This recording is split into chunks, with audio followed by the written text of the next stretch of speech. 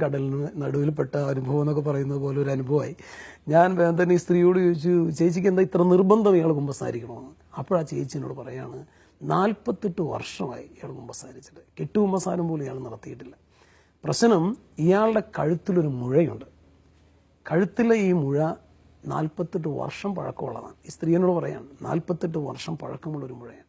ചെറിയൊരു മുഴയായിട്ട് അത് തുടങ്ങിയത്, പക്ഷെ അത് വലുതായി ഇപ്പോഴത്തെ അവസ്ഥ എന്താണെന്ന് വെച്ച് കഴിഞ്ഞാൽ ഇത് ഓപ്പറേറ്റ് ചെയ്യണം. ഈ ഓപ്പറേറ്റ് ചെയ്യണമെന്ന് പല പ്രാവശ്യം ഡോക്ടർമാർ ആവശ്യപ്പെട്ടിട്ട് ഇയാൾ ചെയ്തിട്ടില്ല, ഭയം കൊണ്ട് ചെയ്തിട്ടില്ല. ഇപ്പോൾ ഡോക്ടർ പറഞ്ഞിരിക്കുന്നത് ഓപ്പറേറ്റ് ചെയ്താൽ പോലും ചിലപ്പോൾ ഇയാൾ ജീവിച്ചിരിക്കുള്ളൂ എന്നാണ്. ഇയാൾക്ക് ശ്വാസം വലിക്കാൻ ബുദ്ധിമുട്ടാണ്, ആ ഒരു അവസ്ഥയാണ്. അപ്പോൾ ഓപ്പറേറ്റ് ചെയ്താൽ പോലും ഇത് റിസ്ക്കാണ് എന്ന് പറഞ്ഞപ്പോഴാണ് അയാൾ ഓപ്പറേഷൻ തയ്യാറായത്. അപ്പോഴാണ് ഈ സ്ത്രീ ഇയാൾ കുമ്പസാരിക്കണം. അന്ന് രാവിലെ ഓപ്പറേഷനാണ്, 10:30-11 മണിക്ക് ഓപ്പറേഷൻ തിയേറ്റർ ഇയാളെ കയറ്റും. അതുകൊണ്ടാണ് അതിനു മുമ്പ് കുമ്പസാരിക്കണമെന്ന് പറഞ്ഞ് ഈ സ്ത്രീ വാശി പിടിച്ചത്. ഇത് കേട്ടപ്പോഴും ഞാൻ അയാളുടെ അടുത്ത് എന്നിരുന്നിട്ട് പറഞ്ഞു, തന്നെ കുമ്പസാരിപ്പിക്കാണ്ട് ഞാനിവിടുന്ന് പോകില്ല, കുമ്പസാരിക്കണമെന്ന് പറഞ്ഞു. അപ്പോൾ അയാൾ പറഞ്ഞു, ഞാൻ കുമ്പസാരിക്കില്ല എന്ന് പറഞ്ഞു. പിന്നെ ഞാൻ നിർബന്ധിച്ച് അയാളെ കുമ്പസാരിപ്പിക്കുകയും കുമ്പസാരിച്ച് തുടങ്ങിയപ്പോഴേക്കും അയാൾ ഇങ്ങനെ സാധാരണ ഒന്നും ഒരു പാപമില്ലാത്ത രീതിയിലുള്ള ഒരു കുമ്പസാരം, കുട്ടികൾ പറയുന്നത് പോലെ കൊച്ചു കൊച്ചു കാര്യങ്ങൾ പറഞ്ഞ് അയാൾ തടിതപ്പാൻ ശ്രമിച്ചു.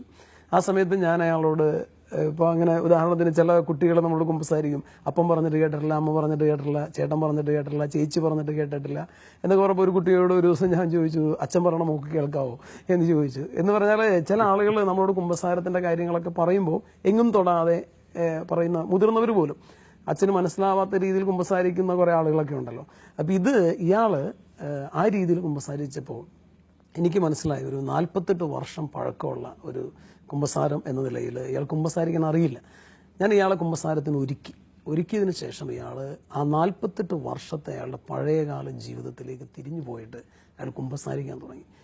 ഇയാളുടെ ചില പാപങ്ങൾ ഇയാൾ പറയുമ്പോൾ ഇയാൾക്ക് വല്ലാത്ത വിഷമവും സങ്കടവും വന്ന് ഇയാൾ കരയാൻ തുടങ്ങി. കരഞ്ഞ് വളരെ ഉറക്കെ ഇയാൾ കരയും, ഉറക്കെ തന്നെ പാപങ്ങളൊക്കെ വിളിച്ചു പറയുകയും ചെയ്യുന്ന ഒരു അനുഭവം ഉണ്ടായി. ഇത് കേട്ടപ്പോൾ അവിടെ ആളുകളൊക്കെ, മറ്റു മതത്തിൽപ്പെട്ട ആളുകളൊക്കെ ഉണ്ട്, അവർ കേൾക്കുകയാണ്. അപ്പോൾ ഇത് കണ്ടപ്പോൾ എനിക്ക് പേടിയായി.